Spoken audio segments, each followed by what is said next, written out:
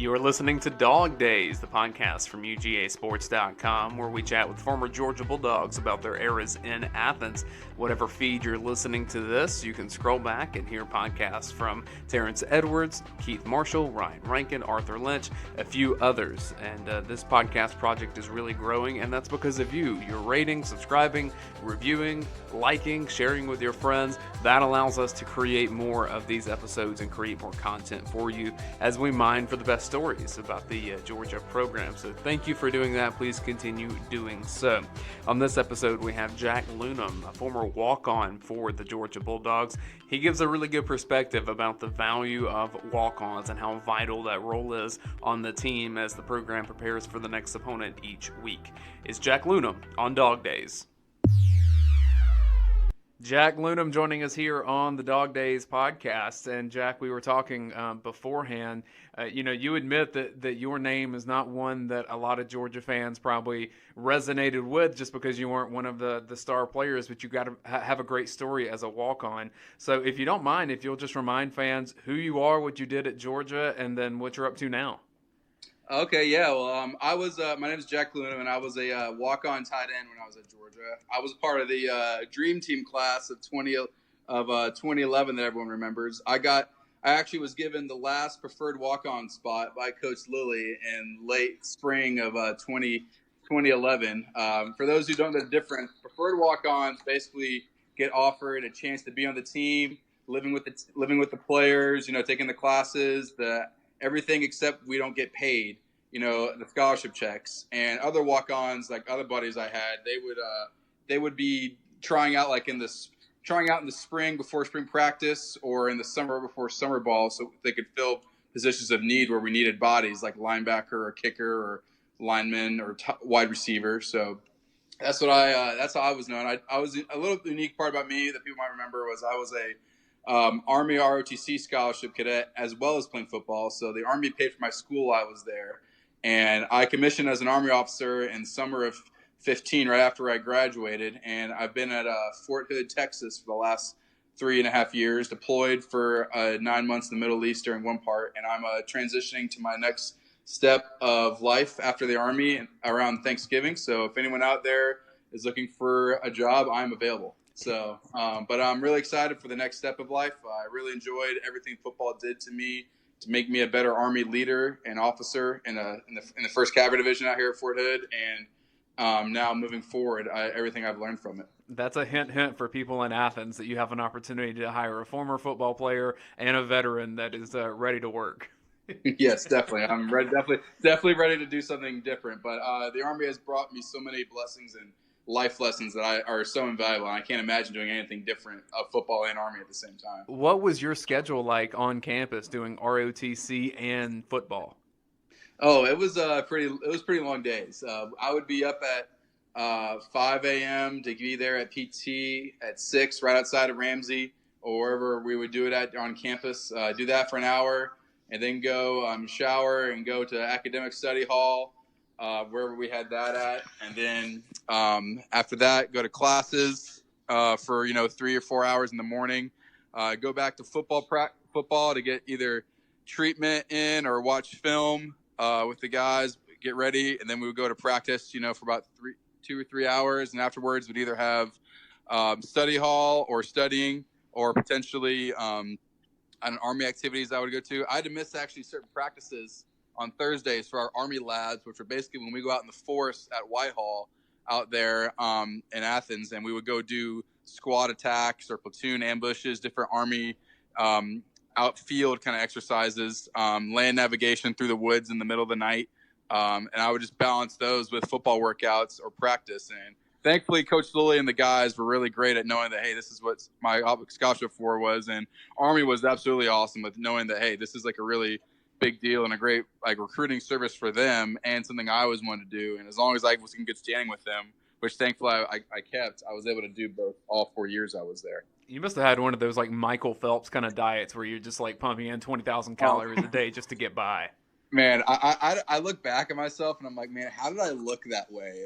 I was working so hard. And now you're like, man, I I don't have nearly the football effort, and it's amazing how different your body feels from when you aren't lifting like crazy 5 days a week and running 3 or 4 miles with it.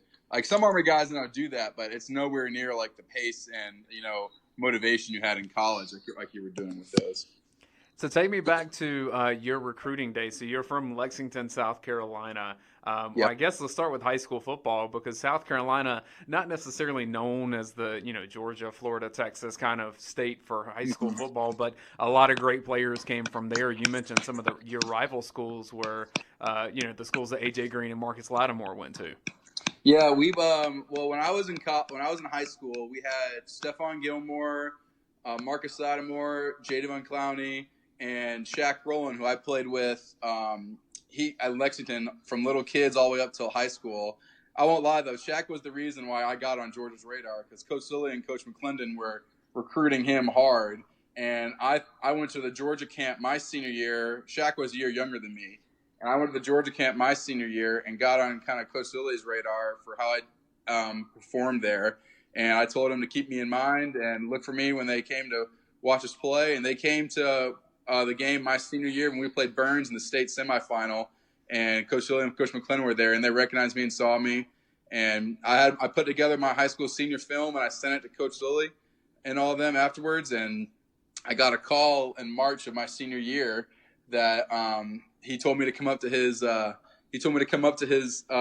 spring practice. And when I was up there, he called me and my dad into his office the Friday before a Saturday scrimmage, and I thought they were just going to tell me, hey, man, thanks for trying out, but, hey, like, it's not going to happen. Like, you're 6 foot nothing, like 185 pound nothing. Like, this is where the big boys play, and which I was prepared for. But, I wanted to say I tried it all, and they actually told me, hey, not only did you get our last preferred walk-on spot, but you're going to get your acceptance letter into the university next week after we talk to Army ROTC. So you're going to have your school paid for through Army, and you'll be on the football team, and you'll be in UGA start next fall.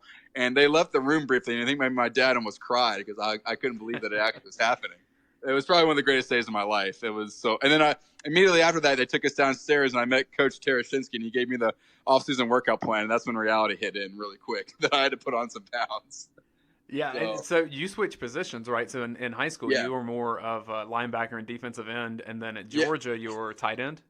Yeah, well, I guess it's a funny way to say it as a walk-on, because in high school I played those positions because I grew up wanting to do that, and I went to the camp with Coach Lilly. We had to split off into like offense or defense. And for offense, I just went to him for tight end because it was the closest thing, and I actually did pretty good there at the time. And then when I came to Georgia, you're a tight end as your primary position and skill and who you meet with and everything. But as a walk-on, I think I played literally all 4 years, offense and defense.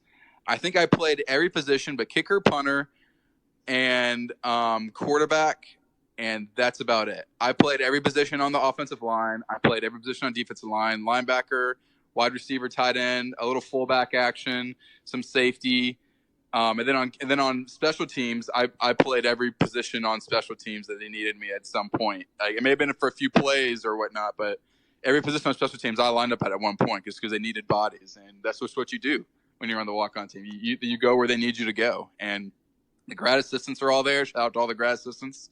They go through the hard hours that they line you up, and you become a special bond with them because they're basically your coaches during scout team work, and they put you in a position you need to be for the position coaches to then show the starters like where you need to go and how you need to line up against this person, and then you go and give 110% against them so they can give them the best look for Saturday.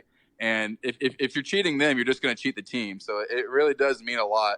And those guys, the starters, you could tell sometimes they didn't give a crap as much, but the ones that did care, they would tell you good job or good look. And if you went hard, they would have respected later. And it made it really paid a lot of dividends to us, because on Saturdays when we would see them, kick Carolina's ass or beat Florida bad, we were like, hey, no, we were the guys that gave them that look and gave them that play where they executed and picked it off or scored a touchdown on. Did you have any other scholarship offers that you were kind of comparing to Georgia's preferred walk-on offer? Absolutely zero of interest. I thought about applying to Clemson, but I wouldn't have.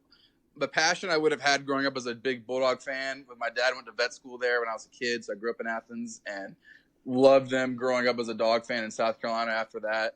Like, there was no way I was going to go anywhere else and have the passion to do what I wanted to do at Georgia. So I told my dad, like, Dad, either I'm going to go to Georgia and then they're going to have to tell me, like, we will not have you, period, or I don't really want to play anywhere else, because there's nowhere else.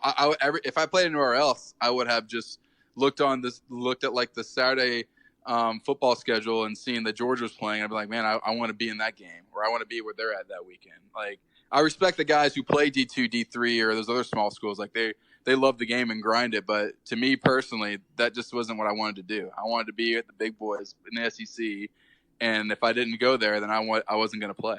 I mean, when you were in middle and high school, I'm assuming wearing Georgia gear or being a Georgia fan in South Carolina, was that kind of isolating? Because that's Clemson and USC territory. I mean, it was, but when I was you got to remember, when I was there, we moved to South Carolina right when Coach Rick got there. So we got there right when Georgia was starting to really take off and dominate. So it wasn't so bad. And then I left South Carolina I left there and got to Georgia right when USC was starting to get good.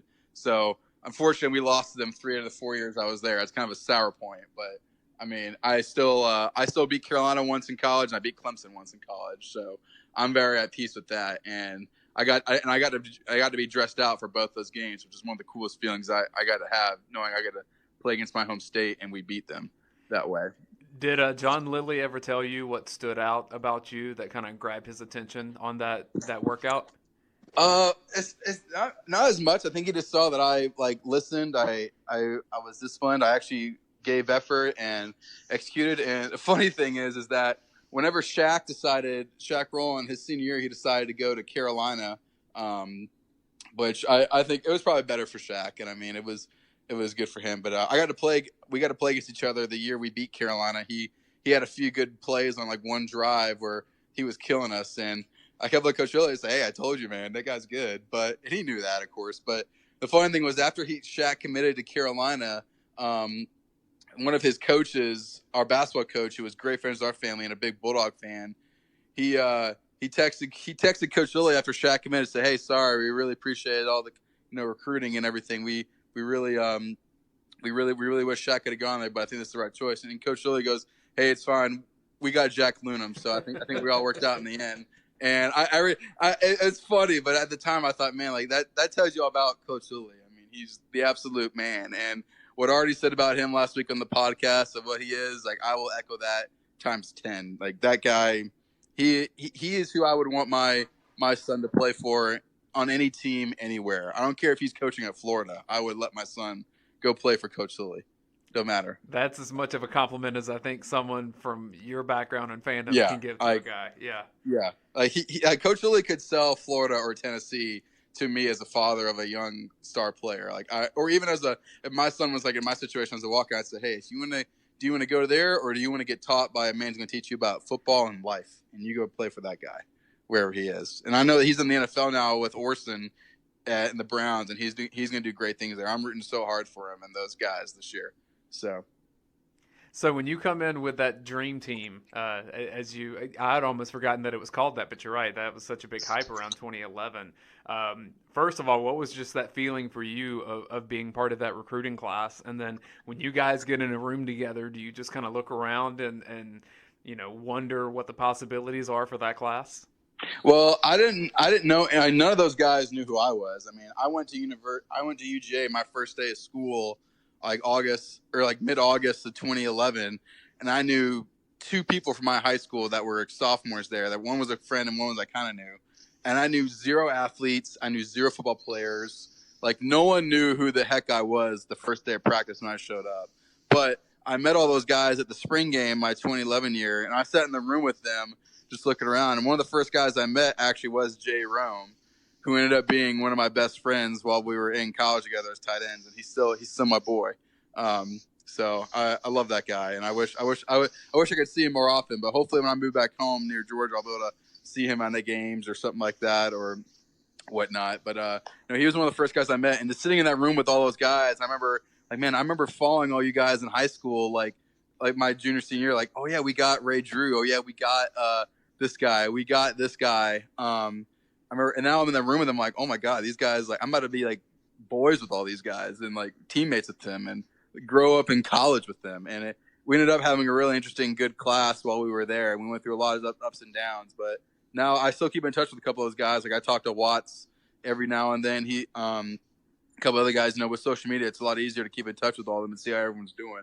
But we had a really talented special class for sure that year, because people forget that Nick Marshall was in our class too at Auburn. He went on and he did some amazing things for them. Unfortunately, one of them was against us, but like the talent in that class was like unbelievable. And like people think about how good Kirby's doing now with his classes, which are unreal. The talent he's bringing in on a year-in basis, but the class that we had was probably the first one that Coach Rick had in a long time that was broadcasted as such a big class and ended up being a pretty good group of what we had talent-wise.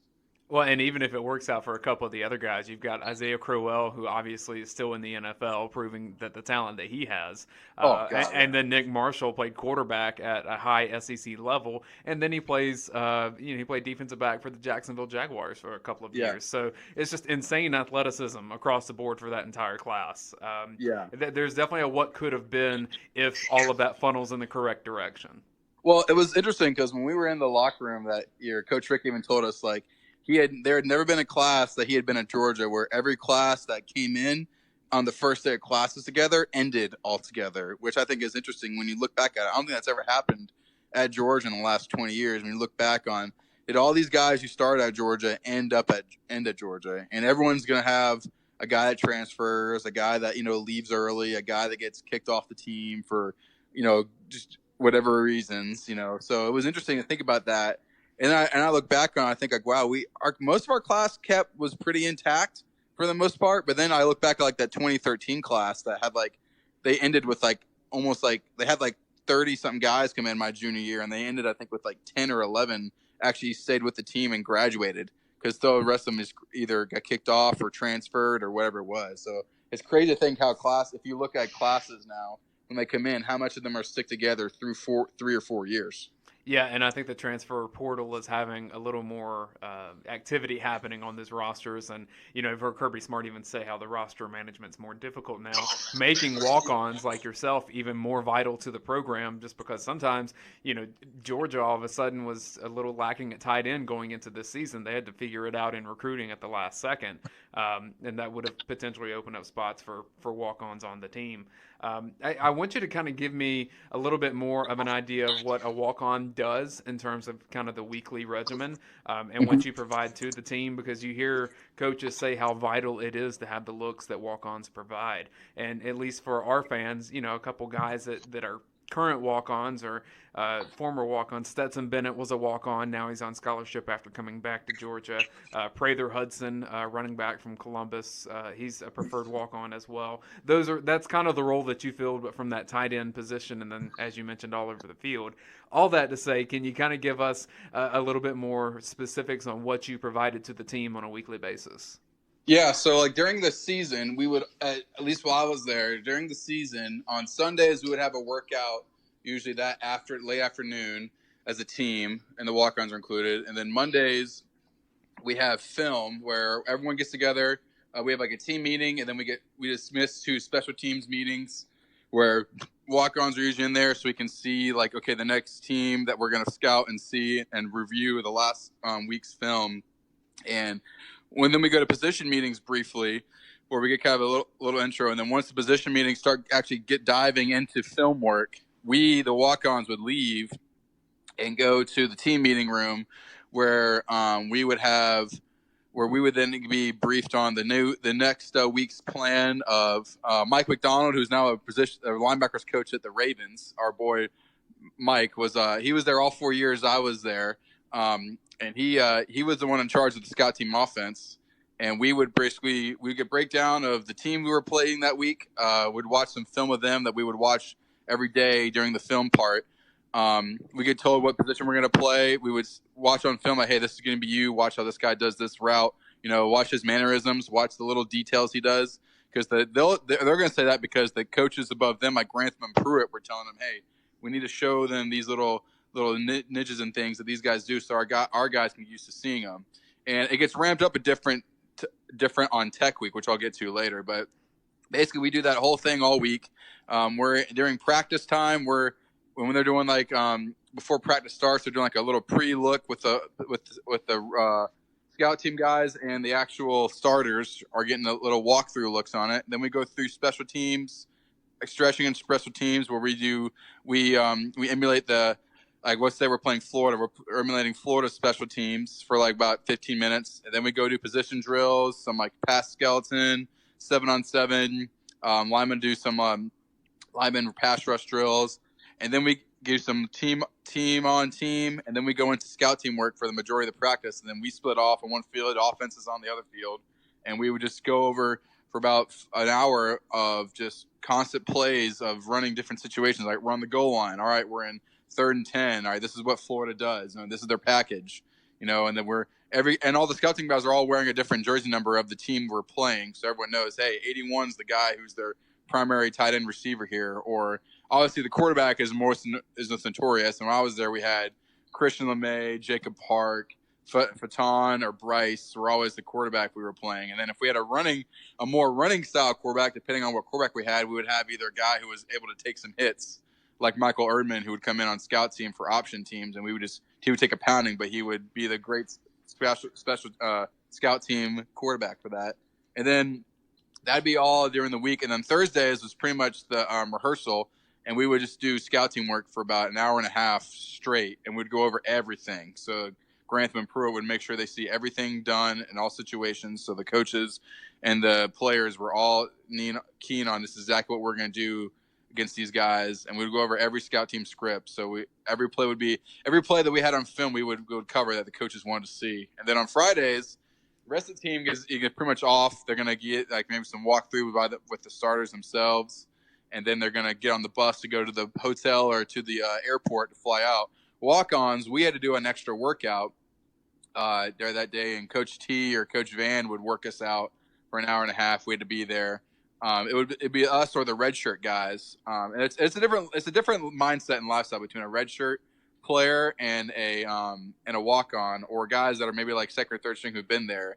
Because you always, it would be funny every year you would see the Redshirt guys, like you go from guys that are, they're top 5 in their state, or they're 4-star getting all these recruits things, and they come in to be a Redshirt and they're treated essentially like a walk-on, but they're not getting playing time. And that's probably the biggest adjustment you would see with those guys, because they're included with you. They're expected to be at all the workouts and everything too that the walk-ons are kind of at, because they're not on the travel squad. And then on Saturdays, we would either Saturdays walk-ons. If it was a home game, we might get to dress. You would find out Thursday if you're going to dress or not. And then on away games, we would just either hang out, go home, or I usually would go to the away games with my buddies, depending on where it was.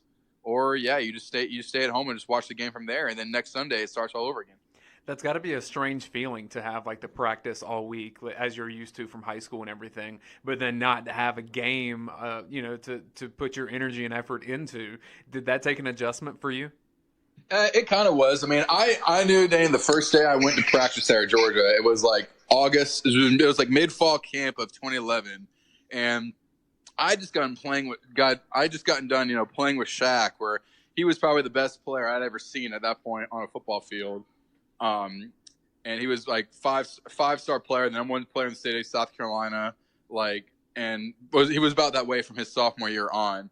And then I got to Georgia, and the first day of practice, I'm in full pads, and I haven't even taken a breath yet, and I'm already lined up on scout team punt, and Sean Williams is about to come at me 100 miles from the north. And I have no idea what's about to happen. And then I got done with that practice. It was like a blur. It was weird. Every other practice I kind of remember parts in here and there, but I remember that first practice. And, man, it was such a blur how quick it went, because I had no idea how, the pace was yet, or how to insert my energy like I did my senior year, with everything. And, man, I got done with that, and I was like, man, there are 15 to 20 Shaqs just in the starting group here of player-wise. And I was like, there ain't no way my butt is ever going to play in a game. So I got used to that real quick. That I was like, yeah, I just got to go hard during the week, and Thursdays and those things are my game. Coach would always say, Scouts, Walkons, the practice week is your game week.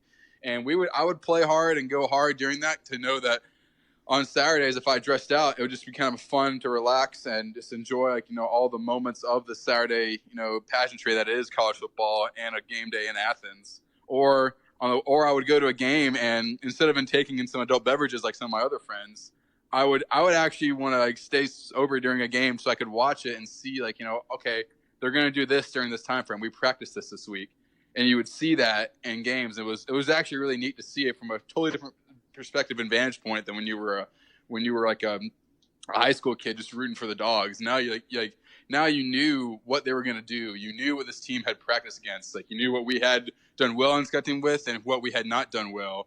And then you also knew that, hey, depending on the outcome of this game, it's either going to be very painful for me or very fun. So it took watching games to a totally different perspective. Like now you're not just some Twitter troll upset and butthurt after Georgia loses to Tennessee. Like, no, your butt's going to be running on Sunday, and it's going to be painful in practice from Coach Pruitt if you are not that way. And Coach Bobo and them are going to get after your ass during that week if you did not do that.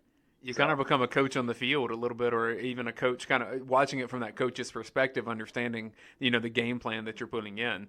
Oh, yeah. I wonder if that's one reason that a lot of guys that are walk-ons become coaches.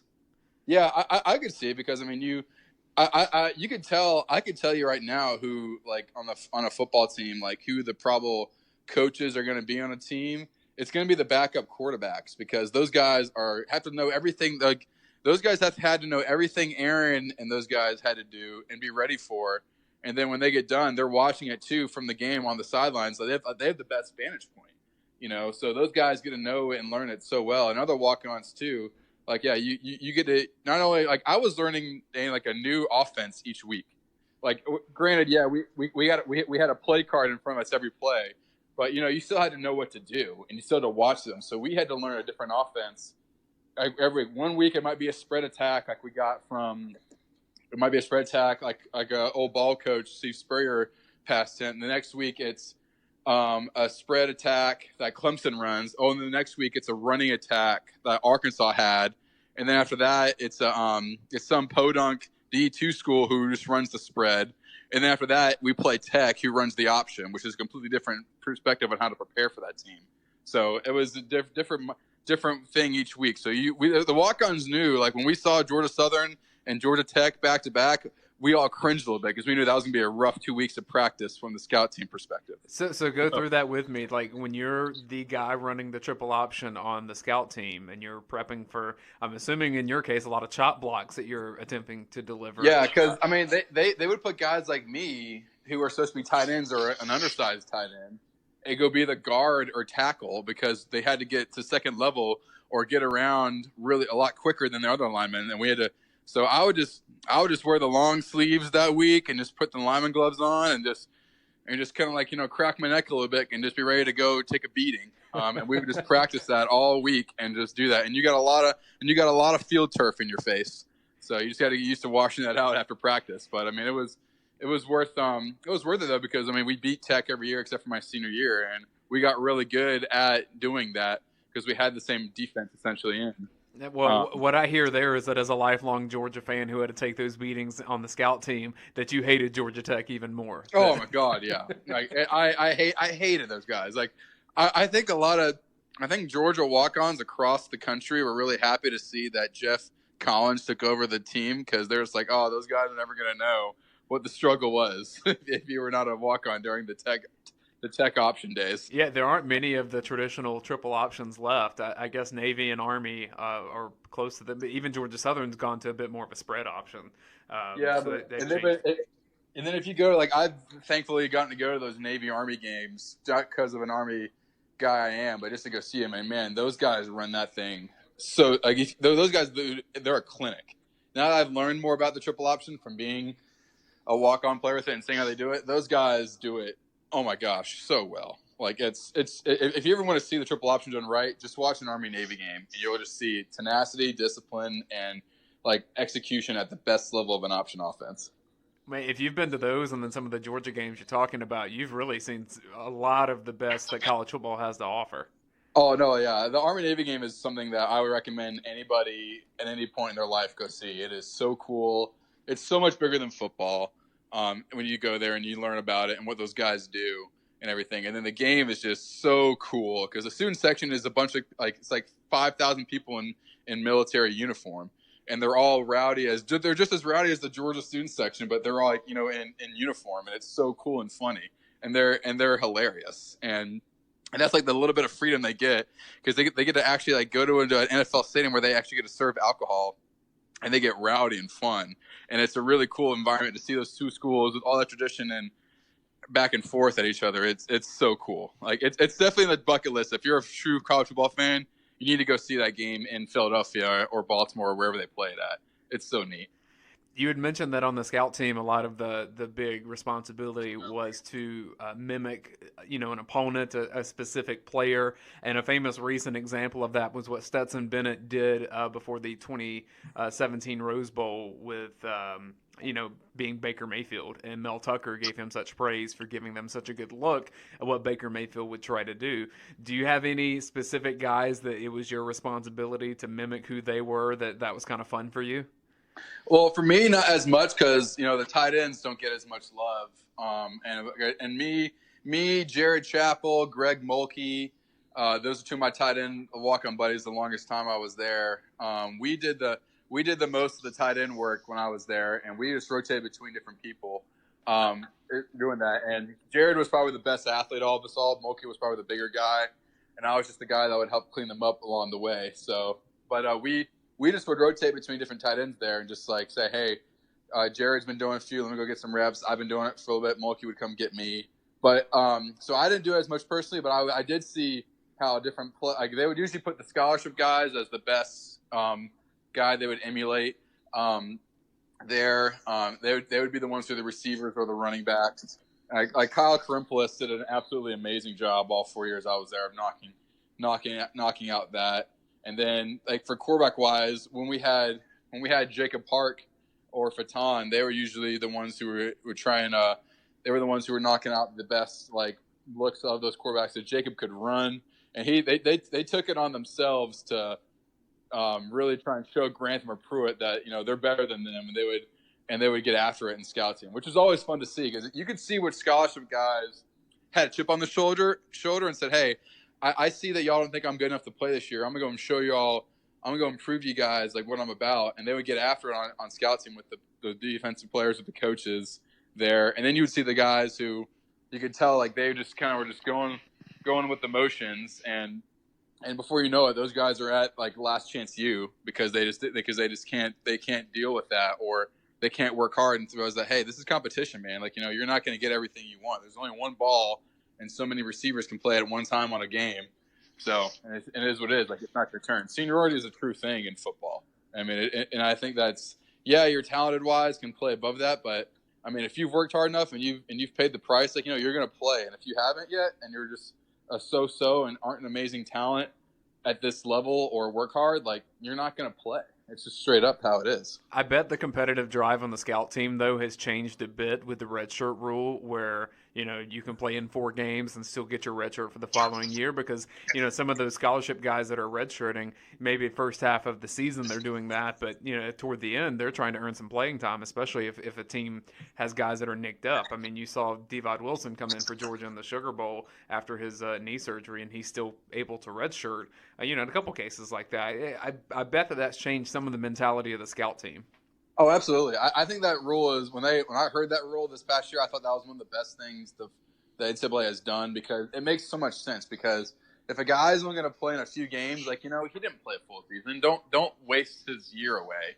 But it also gives a different perspective on how coaches are going to play those guys, because they can have guys that I don't think are ready maybe right away at the beginning of the season, you know, and let them develop, see how well they're going to play in the scout team, and if they've earned their time, they can play in the later games. You know, because, you know, the later the games are in the year, usually the more important they are.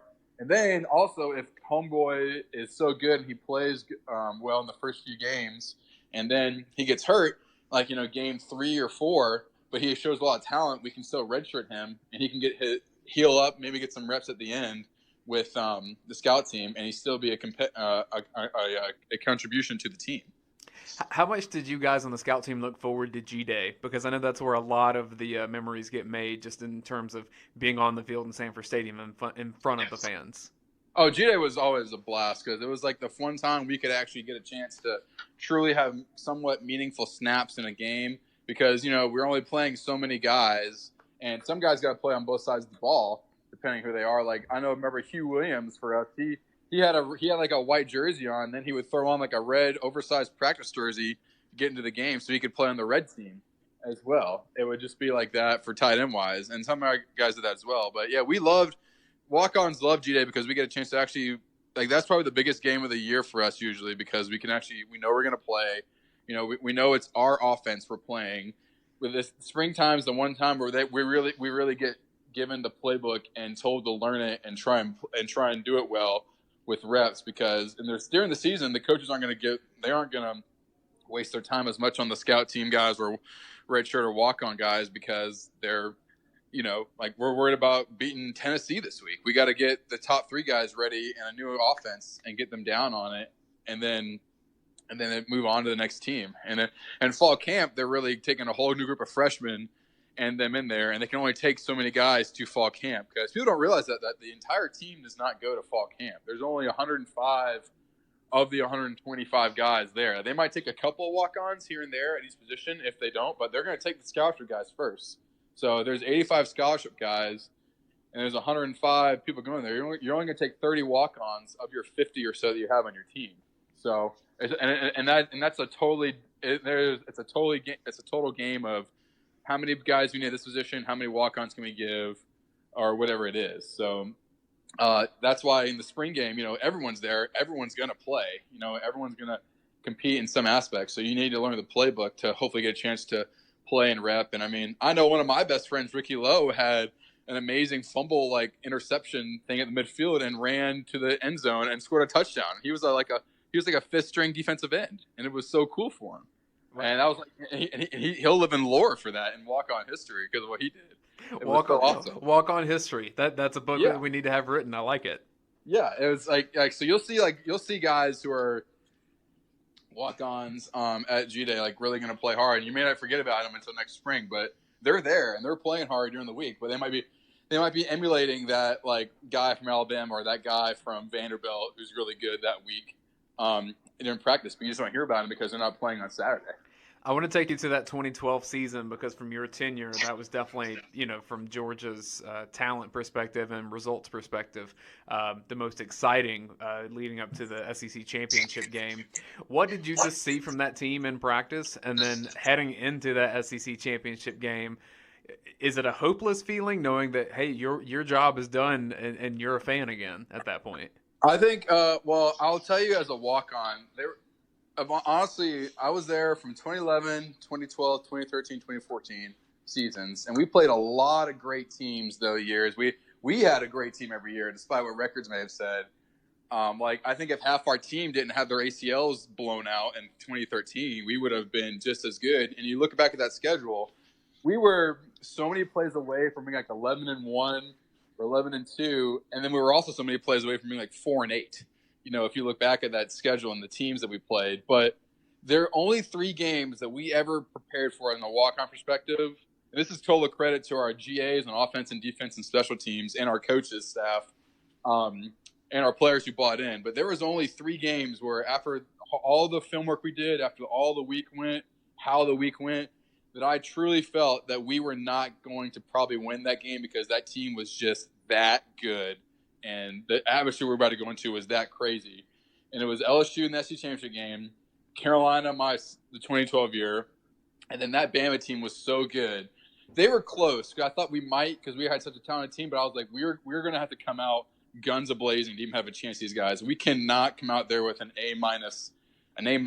If we don't come out there with our A game, we will get beat down by this Bama team, because we were in the locker room and we were watching them just blow out, you know, like the Arkansas and the other teams that year. And we were like, man, these guys were really good. And so that's why I went to that game thinking, okay, practice that week was pretty good, but, like, I didn't know how we were going to do, just because I was like, as long as we don't come out not like flat like we were against Carolina. And we came out flat against Carolina, but I also knew going into that game 2012 that you said that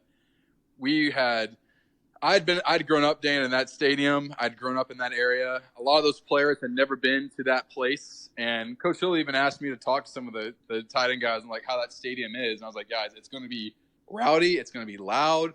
you're going to hear Sandstorm all week, and you have no idea how loud and crazy that place is until you get into there and they start ticking. And unfortunately for us, they started ticking right away. That place was loud and rowdy, and they got off to a hot start, and there was no way we were going to come back, unfortunately. And that I knew as soon as I got up 21-0, I was like, there is no way, like, we're coming back. I love my team, and I would fight with those guys any day of the week, but I knew that place, and I knew how that team, that 2012 Carolina team was, and there was no way we were going to come back in that game unless the way we were playing. And then LSU, my freshman year, I mean, just watch the second half. That's how good that team was. They were down 13-0, and like we were dominating them on almost all sides of the ball on defense and everything, and then they just threw up 41 points like it was nobody's business, and just took it out on us. Yeah, Chris Burnett said that was the most physical football game that he's ever played in. Yeah, like I remember, I think the craziest, I felt hope whenever we did that onside kick, and which funny thing is people don't know this, but Georgia has a onside kick, or they have a special teams trick play, or at least we did when I was there, every week.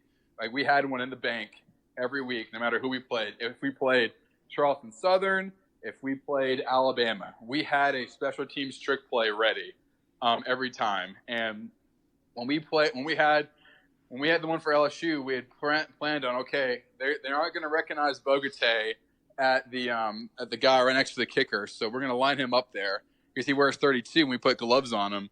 And then right before Blair was about to kick it off, Bogate comes around and hops it up the tree. And I legitimately think Alec Ogletree jumped 5 feet in the air. It looks like it was one of the most athletic plays I'd ever seen. And I saw that every week in practice, but I was just like, oh my God, that guy is such an athletic freak. And I think the stadium like burst when we recovered that. And then the same thing whenever, I think if you ask me in the stands when I was probably the most rowdy, was I sat with Greg Mulkey at the Alabama SEC championship game, and I think the rowdiest I was there was whenever Arthur Lynch took a fake punt and threw it, and it converted a first down. And I think I was about to jump through my seat with Mulkey holding on to me because we were so excited because Arthur's such a big Boston fan. He loved Tom Brady, and we were just so stoked that he finally got to throw a pass like Tom Brady. And we had practiced that, and we were so ready. And he was so nervous, but he was so nervous that week of, but we were like, hey, man, you got this. You got it. And he did it, and we were freaking out. And then, obviously, you know, when Jay caught that touchdown pass in the SC Championship game, I think me and Mulkey we took out the seats in front of us people because we were just like in a whole nother level. Because I was like, you know, because I was one of my best friends, and he scored a touchdown in one of the biggest games of his life, and it put us ahead. And then when Artie's going down the field, you know, on that last drive, man, I mean, I'm just seeing my childhood dream come in front of me of like, oh my God, we're gonna go to the national championship game. And to this day, I think that we did the right play call, doing what we did, and God bless Chris. He did the right thing of catching the ball when it comes to him. I know in my heart that Malcolm would have caught that fade. But I tell you what, man, if we would have thrown it to Artie there, I think that would have been a great call too, because he was on such fire, and I know that how we were doing that hurry up, that we would have caught Artie would have split Sunseri right there, and I think he would have caught it, and I think that would have been it. But that's just me being biased for my tight ends, probably. But I mean, that's how it was though. Like you said, like when you get to the game and you're just a fan, like you're rooting harder than anybody because you're like, man, like this is going to be awesome for us to go to Miami and beat Bama and, you know, move on to there. Because I think if you ask any player when you talk to these guys in your podcasts who were on that 2012 team, we would have beaten Notre Dame just as bad as Alabama did. We watched the film of Alabama. You know, we saw it as like, and we all watched that championship game, whether it was downtown or wherever we watched it at. And Bama did the exact same thing that we would have done. We would have ran it down their throat with Todd and Keith. You know, Aaron would have thrown the ball the way he does, which is so great. And our defense would have just absolutely swallowed Everett Golson in them.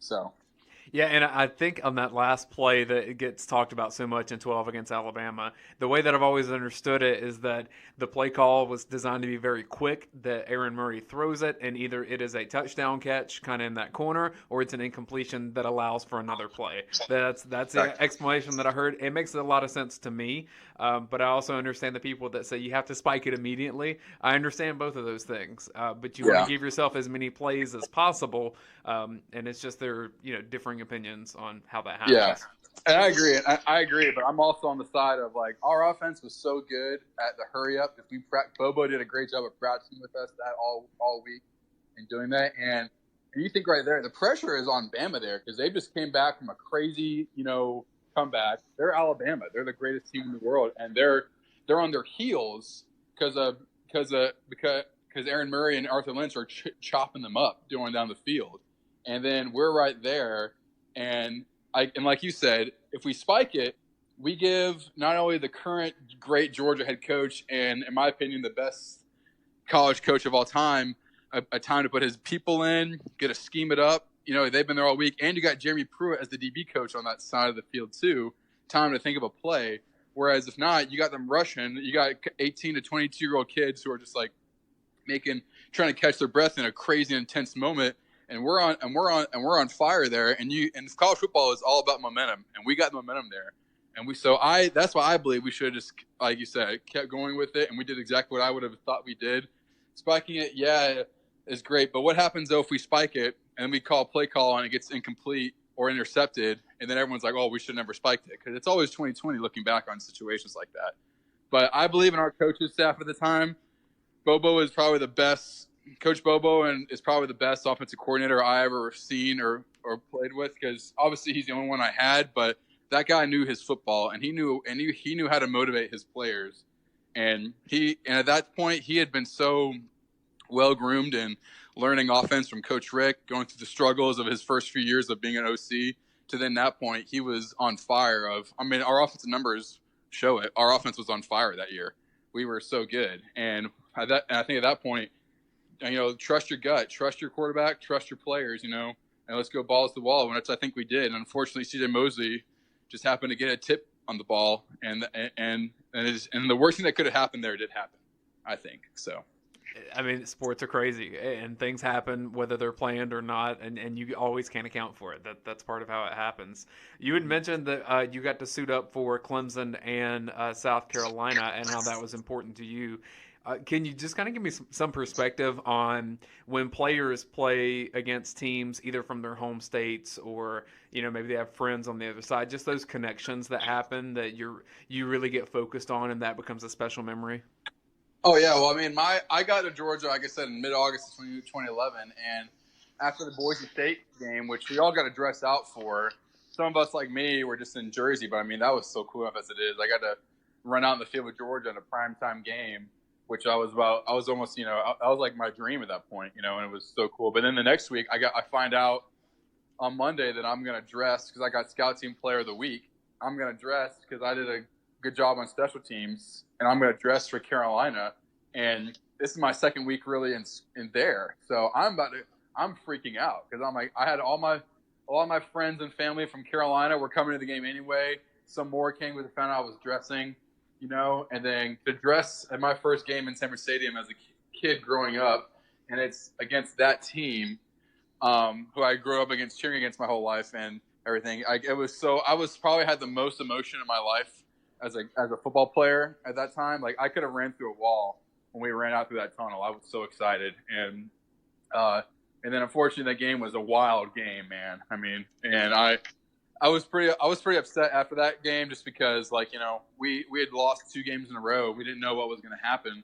There was a lot of players on the bus who were all really nervous who'd been there for a while, so that kind of freaked us out a little bit than you guys. But we had a tune-up game the next week against Coastal Carolina. We beat them to a pulp, and then we just slowly kept winning games, which led up to how the 2011 season went, which was amazing. But yeah, I dressed against Carolina then my junior year. Which was, again, a big deal because we had lost them 2 years in a row. It was going to be like a top 10 matchup. And that game was really important and big to me because We had lost to Clemson the week before, and we needed a game to really get us back on track. And we finally got the Carolina hump off our back for losing them 3 years in a row, and which was a really big deal to me that I got to be on the field for that. And it was such a fun ending to that game afterwards. Like, I know a lot of those guys had never beaten Carolina on that team before, so it was a big deal that we'd finally beaten Clowney and all those guys who were supposed to be such a great team and have like, you know, us in the bank. And how that game ended with how crazy it was, the goal line stand and Justin's great catch and everything turned out great. And then Clemson, my senior year, it was when I was there, all the senior walk-ons got to dress for every home game. So my first home game I got to dress against was Clemson. And seeing how we had lost them the year before, they're supposed to be this really great team and open the season with, and we come out there and start off pretty good, and then Todd, you know, takes that kickback, which I think is one of the loudest I've ever heard Stanford Stadium. And then that fourth quarter, we just absolutely crushed them. There was no one was going to beat us that fourth quarter with how our defense and offense was playing. Like Nick's coming out partying, everybody. And then how special it was to finally beat Clemson. Like, I had finally gotten to beat both the teams I'd grown up rooting against. And I got to beat them both in Stanford Stadium, which was so cool, and how we beat them too, which was so fun. That we, you know, I was like, this season's gonna be really great my senior year.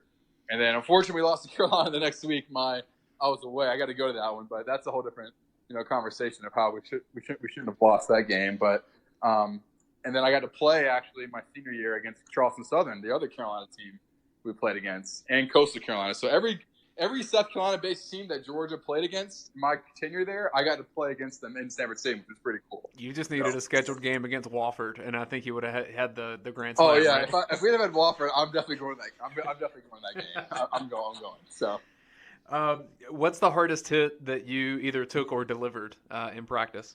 Well, I never delivered any hits that I felt were too hard that I remember off the top of my head. If I did, it was just during scout teams and stuff, but. The hardest I got popped was by actually walk-ons. It was by the fullbacks. It was either Corey Campbell on a kickoff scout team. I was running down the field, and it was the last kickoff rep we had before we were going to position drills. And I didn't even see Corey Campbell.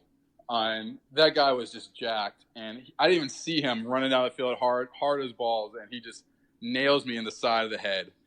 And like ear hold me so hard, I didn't even see him, and I went flying. And man, I got up, and I went straight to our position drills to try and like walk it off. And I did my first passing route rep there, and man, I was like, I had no idea where I was. Jay and those guys had to hold me in the line for a little bit to get my conscience back. And then another one was Dustin Royston. It was freshman year, and for some random reason, it was during some like position drill things, and they needed some bodies. And Coach McLennan brought me and 2 other guys, and we had to hold.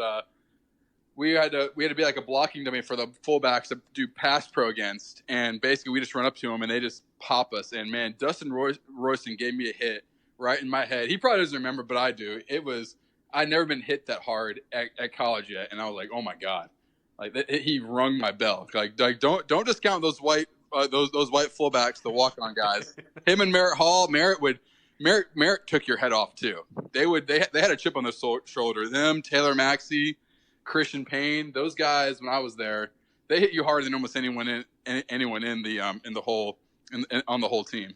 Who was the toughest guy for you to try to block? Oh man, that's easy. Jarvis Jones. I mean, I went against Jarvis every day. Him. Cornelius Washington and Alec Ogletree. I mean, they were in the NFL and got paid the big bucks and drafted high for a big reason, because they were that good. And you know, they would go light on you on certain reps when they didn't want to go, but when they wanted to go, like if you've ever seen Rudy, that play where he kind of goes hard on the lineman, and the lineman next play comes, just absolutely demolishes him and makes him feel like the littlest scum on the earth. That's how they would do to you if you felt like you wanted to really go hard on them. Sometimes they'd be like, hey, remember who we are, and they would just come and just absolutely make you look like you were just like on the bottom of the JV list. They would just destroy you. Jarvis had such a quick first step. That's got to be just a helpless feeling trying to figure out where that's going to happen. Yeah, their footwork was what's good, but their ability to use their hands to get you off of them was so key on how like you would think you have them, like you're taught to go shoot your hips and shoot your hands toward their numbers and grab them by the shoulder pad and you can control them. you would do that for them, and you're doing everything right, but Jarvis and them were just so good that they would either, one, just overpower you, or two, they would just swipe you aside. And you'd be like, wait, I did everything right, but they're just that good. And I would feel bad, but then I would see Artie and those other guys going against them, and they would do the exact same thing to them, and I'd be like, okay, those guys are just that good. That's when you knew the team has a special defense, is when they're doing that to you guys, and then the starters. Yeah, when I see them doing that on like Saturdays to teams that are like the Tennessees and the Kentuckys, I'm like, yeah, you know what, that I'm okay. They're that good. So you gave me a list of some funny practice stories, and these are things that I always like. So I'm just gonna give these titles based on what you texted to me, and just let you ride from there. So the first one's Hugh on Tree. Oh my God. Okay, so this is probably the funniest practice story I ever saw. We were doing it was 7-on-7. I think it was my sophomore year, and we had Hugh Williams, who was a converted offensive lineman, one of the nicest and quietest guys, but low key really funny when he spoke. Guys, whenever he went up against Alec Ogletree on a little arrow kind of route. I can't remember what we called the route, but basically Hugh went about 5 yards and then cut 2 steps in, like he was about to do a little bench route or toward the center, and instead he faked in and then went on an angle toward the corner, and Tree totally bid on it. Everybody's watching this, and Tree totally bid on it, and Hugh beats him, catches the ball, and then everyone's like, "Oh!"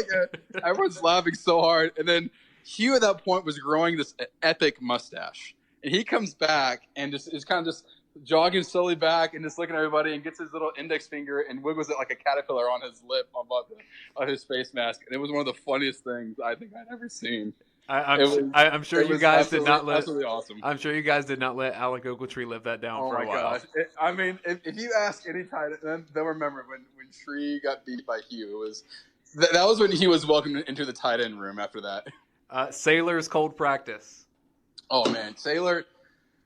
Blake Sailors was probably one of the most outrageous people I'd ever seen. He would say things that were like, "What, man? Like, you're a little small, quick white guy. What are you saying that for?" But he was probably the fastest guys on the team ever. But anyway, we had a practice usually right before the bowl practice. We would be in Athens until December 20th or so, and it's despite what people think about Athens being in the deep south, it is cold as can be sometimes. And we had a practice. It was before the Capital One Bowl. We go out there, and Coach Rick says, "Hey, guys, I don't care what you dress like for this practice. You can wear whatever you want. Just stay warm." So we had guys out there in some straight ghetto stuff. Crazy, guys 4 sweatshirts on, 3 pairs of sweatpants, some crazy, neon, 80s jackets staying warm underneath, because a lot of guys aren't moving too much during then. And Blake Sailors comes out there. He's kind of a hunter too. He comes out there, I kid you not, with a raccoon, a live a skinned raccoon skin over his helmet and his hoodie. It was full grown. There's a picture of it on the internet somewhere out there with the football players somewhere, but it was probably one of the craziest things I'd ever seen. And he got away with it. He taped it to his helmet around like a roll of tape, and went out there and played with it. And I don't think anybody looked at him and was keeping a straight face. He was just out there and just totally did that. It was crazy. If that would have been a live raccoon on his head, then we would have had a story. The live raccoon would have been from Ryan Rankin. He would have had the live raccoon. He'd have had the live raccoon and a couple hogs out there with it. Yeah, exactly. Let's see, something about Lilly with the dog Twitter ego alternative. Oh, Lilly. So Coach Lilly's alternate ego we call it his Twitter alternate ego. His Twitter. His Twitter was just straight fire back in the day. How he would just put out tweets for recruiting or other stuff, or jab back at players.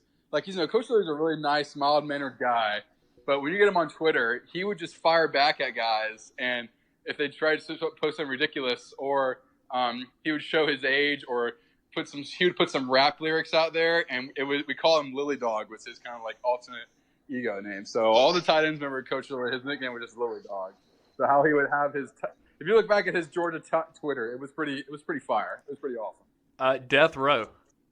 Oh, okay. So this is, like you said, there's locker room. I'm not going to get into too many locker room stories because locker room stories are locker room stories, and any player and people out there who are listening know that. But at the event of the Georgia locker room, we're separated into like 7 or 8 halls, and like the lock-ons have like 2 halls that are mostly lock-on lockers, and the rest of the scholarship lockers. And sometimes the lock-ons would get pushed into the scholarship lockers. There was an opening, but there was the row that I was on my sophomore and senior year. We called it Death Row. It was basically number 83 through 99. So you can imagine the people of those numbers that are down there, and it was wild and hilarious. Like shout out to the D linemen and some of the tight ends, and man, it was like the stuff we would say there would be so funny. Like we called it Death Row because we called it like it was the prison there, and you were on death row. You came with the mentality that hey, no one's gonna mess with you, and if the people on death row would be messing up either outside of football or during football with either them being what they're saying on social media, how they're acting like with their boys or with girls outside of football.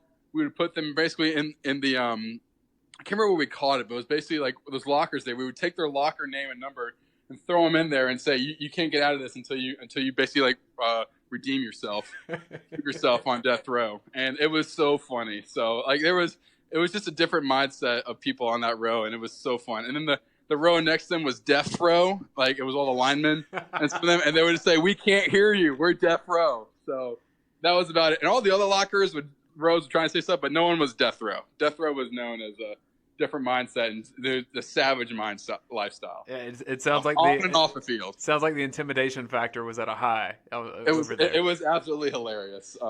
Just boys being boys, and then So it's I think Mike Thornton and Arthur Lynch were the main ones who kept it going while I was there. They were the best. So. And then the last one you gave me was Feds. Is that the same thing? Say again. Feds? Oh, the Feds. Yeah. So the Feds essentially.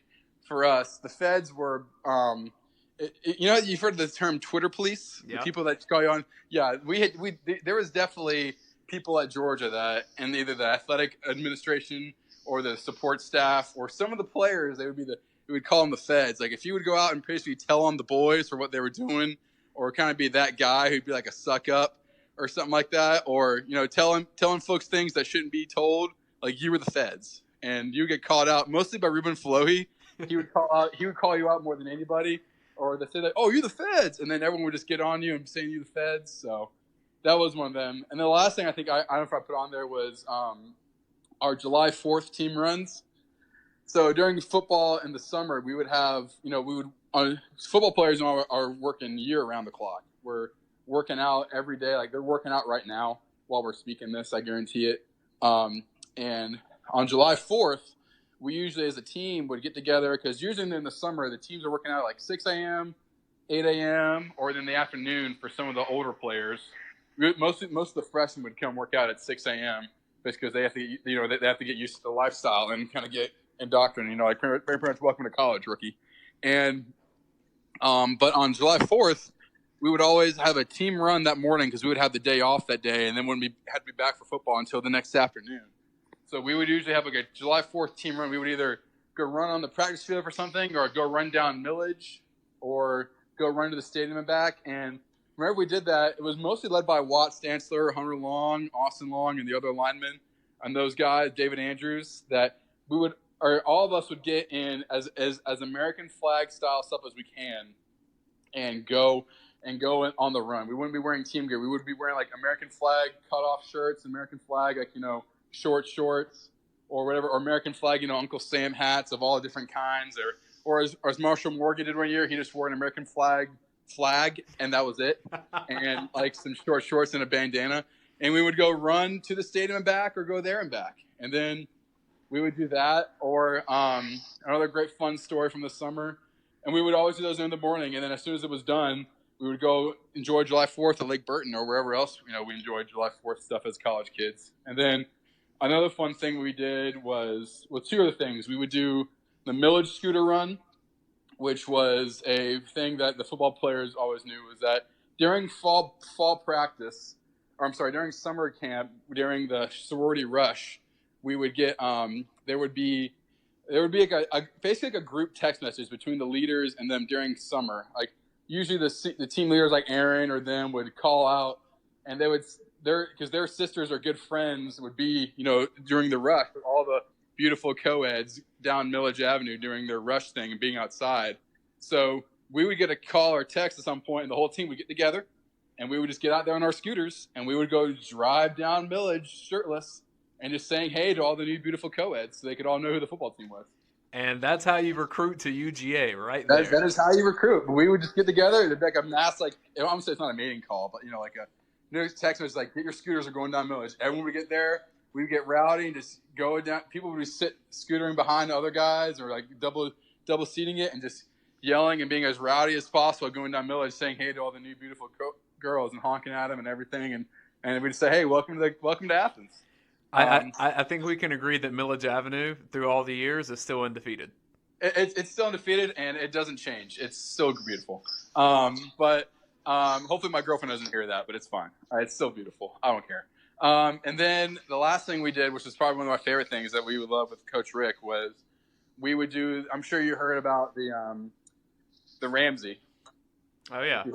Oh yeah, the Ramsey was probably the best fun thing that Coach Rick and would do. Like he would. The crazy thing is that my freshman year, he didn't do it during the summer camp. It's usually during summer camp, and right before the Florida game, we had a team meeting, and they turned the lights off, and they're about to show a team highlight or something like that, and all of a sudden it gets kind of like the video kind of goes out, or it's kind of sketchy, and you see Coach Rick on the video screen kind of walking in with the swimsuit on and some goggles, and goes kind of like a diving kind of like motion, kind of joking, and then the whole team goes absolutely ruckus because we know exactly what that means, and we all just run out, get our swimsuits, get our shorts on, and run out to the buses, go to the Ramsey, go dive off there, and come back. And then there was like that almost every year. It's always a crazy surprise, or this, the funny joke was, "We're going to the Ramsey." Like that was always the motto call that everyone would say, it was always so fun to go there and to see Coach Rick do a dive off that thing. It was always funny because there was always freshmen who would never know that he could do that. And he'd say, hey, if you go jump off this with me at the high dive, because all the freshmen had to jump off the 10-meter dive, no matter who you were. They had life jackets on, no matter what it was. They had to do it once. And if players who were scared to do it, Coach Rick would say, hey, I'll backwards swan dive off this if you do it with me. And they said, no way. And Coach Rick would do it because he knew how to do that, which was amazing. He's a South Florida guy. He's not scared of that stuff. Yeah, they had a great timing of doing that right when the team needed it. Like we would need a morale boost or it was rough. And that would loosen us up, and the next day we would just go into practice and be great, and then hopefully beat the team that week. I'll give you a second to put your analyst hat on and just kind of give me your opinion as a fan, but also from your perspective of being a walk-on on the scout team and kind of knowing what some of the looks that Georgia will face coming up. Just your opinion of Georgia in 2019. I think we're going to do. I'm really excited for the guys this year. I think I think that 2017 team, like they got a lot of guys who are on that team that are still here, that are mature now or are now in positions of leadership, which I think is huge. Because I know that the walk-ons wise, we always had some walk-ons each year that were the seniors that were the walk-ons that would either speak for the team at captain events or whenever they would have like team meetings or senior meetings, there would be someone there to speak for the walk-ons. And like I got to be one of the ones that did that my senior year, which meant a lot to me because I saw how the guys the years above me got to take care of us that way. But now that those guys have been through that 2017 magical year, last year is like, they learned a lot from the Bama game and just how they went about doing things. And I think that chip on their shoulder from how we didn't do well against Texas in the Sugar Bowl is going to really propel them this year in playing against games. And there's so much expectations on us, but Kirby's created an environment where expectations are expected, and we've shown that we can meet those expectations. And then now we got to go to the next step, which is get back to the playoff and get to the national championship and actually win the thing this time, which I know that we can. Well, I think the team's looking pretty good though. Like I'm excited for the tight ends. That's who I watch more than anybody, as all the tight ends do. Charlie's going to do great. I'm excited to see how that Fitzpatrick guy works out well this year, and then just see the new crop come in and see how they can, help the other guys get better. And then I know This is probably the first team that I'm not going to know any guys on the team with, because last year's team was the last group of guys that I knew anybody on. So this will be a whole new group that I don't know anybody on. Now I'm just going to be really, truly rooting just as a fan and not have any dog in the fight. I'm just going to know I'm going to be excited to see these guys go. I'll be there at the Notre Dame game. I'll probably be trying to get tickets like everybody else, and then I'll be there at Carolina. And hopefully, if they go to the Natty, I'll do my best to be there too. Well, and I would imagine that what the scout team is doing at the very beginning of August and fall practice will be even more important, with the first game being an SEC game. That's been a different deal, because it hasn't been that way for quite a while. Yeah, not only that, but an away night SEC game. And Vanderbilt, they're Vanderbilt, but Vanderbilt, any team in the SEC can beat any other team on the right day. So we got to come out there not ready for a letdown and go out there and show everybody all the hard work these guys do in the offseason has paid dividends, and go out there and prove it, and then just get everything ready and tune up for that big Notre Dame game after that. Yeah, Vandy's always physical. It doesn't matter Exactly. What the score says. That's going to be a tough game for Georgia players for sure. For sure. Well, Jack, this has been quite a pleasure, my friend.